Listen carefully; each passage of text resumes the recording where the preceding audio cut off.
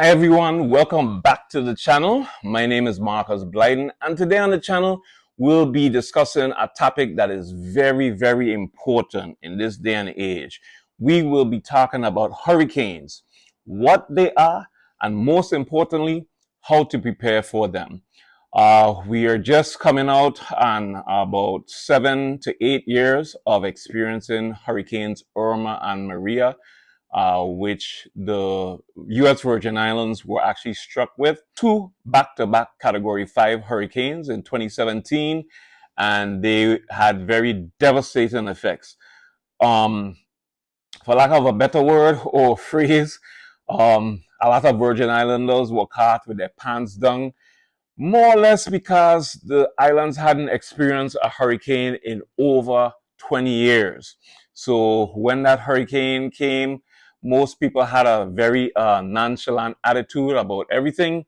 And so therefore they were ill prepared for the effects of the hurricane. But hopefully with this video today, we will be able to gain a clearer understanding and most importantly, be better prepared for when the hurricanes do strike.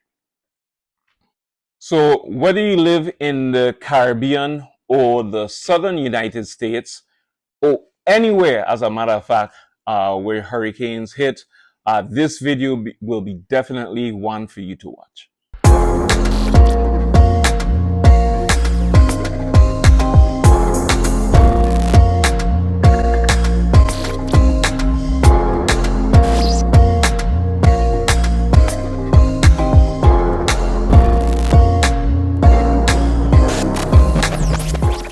A hurricane is a powerful storm that forms over warm ocean waters near the equator.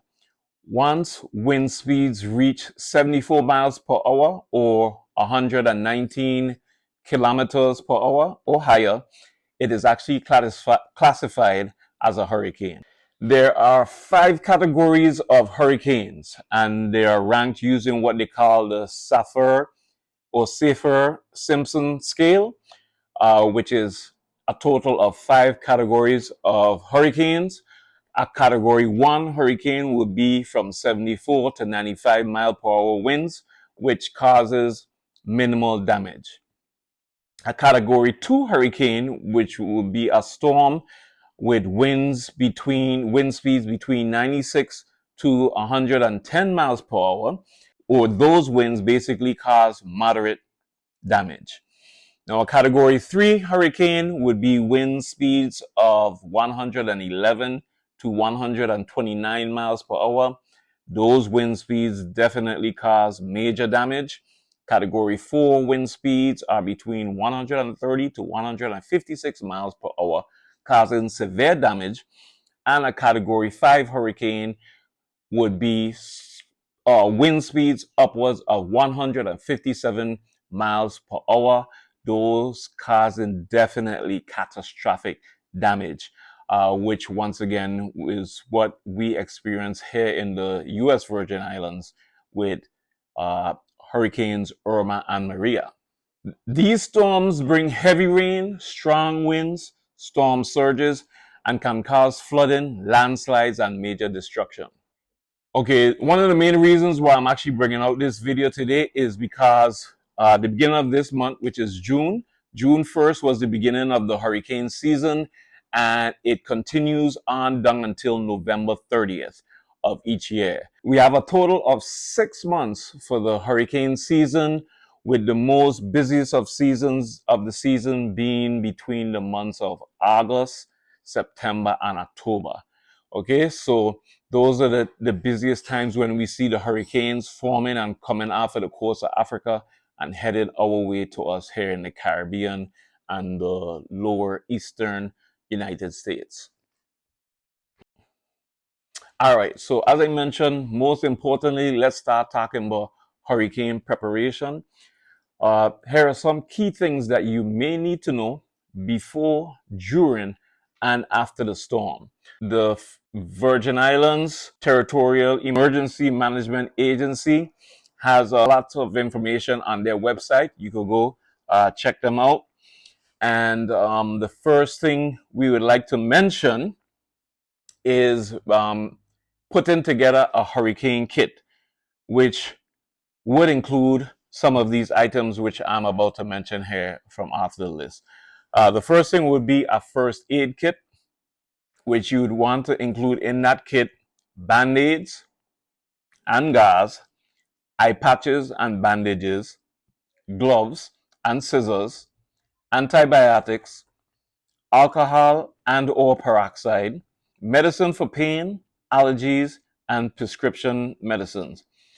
Also keep spare prescriptions on hand, because once again, in the after effects of a hurricane, you never know how soon you may be able to get access to those prescription medicines after the hurricane. Also, you'd want to include a whistle in your emergency kit, water and canned food for up to 10 days, a radio, preferably battery operated, and also they have the radios with, I think they call it a gyro something, basically where you could wind them up. I'll also be providing a link for some of the supplies that you can get down in the description below. And also batteries. I have a little pack somewhere around here that holds batteries. It's a little kit that holds batteries. You could grab one of those from Home Depot and store batteries in for during the time of the hurricane, when 9 times out of 10, especially preceding the hurricane, sometimes before the hurricane even hits, there is no power due to down power lines and so forth. Continuing on for your emergency kit, what you want to have is personal hygiene products. You don't want to be spending buck out there and knocking out anybody when you come into contact with them. You'd want to get some fun games that you can play, some card games or some I have like Connect Four and some different games here at the house. So you'd want to keep those games in hand, more or less to stay off your devices such as a cell phone and so forth, conserve power, and you don't want to get bored. It would help to have some kind of board games around. You want to keep a notebook and pencil handy in your emergency kit. Sunscreen and bug repellents is a must. Plastic trash bags, cash, especially you'd want to go to the ATM machine and take out cash and have cash on hand before the hurricane strikes. Dust masks, can opener, spray paint, markers, in particular red and green in color, and also have a little, folder with your important documents, which includes like an emergency plan that you would also share with other family members who not only live on island but off island as well, to know that in case of emergency, where they might be able to find you or where you're planning, what you're planning to do in the days coming, so they would be able to get in contact with you and know about your whereabouts. You'd want to get a list of people and their contact information. A lot of us nowadays have our information stored on cell phones and we don't memorize phone numbers anymore. So you definitely would want to have a list in that little folder of emergency contact numbers, or if somebody does find you and would want to know, they could contact any one of those people on that emergency contact list to let them know how you're doing. You'd want to also have a copy of your IDs, etc. You don't necessarily have to have the actual IDs out, but just a copy of your IDs and so forth, government issued IDs. Once again, just in case someone finds you, they'll be able to identify you if you are unable to speak or unconscious and unable to let them know who you are, they'll be able to identify you. Some other things which you may want to have, which is not mentioned on here, would be manual can opener, which would be good. I would suggest that you also store some canned goods with you and have a can opener so you can open those cans in case of an emergency. Also, have your phones charged along with power banks, emergency power banks. I have a couple power banks around here. Some of them I have that can even jump a car in case of an emergency. Those hold a lot more power and can charge your phone and iPads, for example, at least 10 times on one charge. Other things that you'd want to have would include face masks and hand sanitizer. Okay. Don't forget also to get supplies for your children, your pets, and also elderly family members. I'd like to take the time to mention that if you not only have, you may not have elderly family members, but you may have elderly people who are your neighbors around you.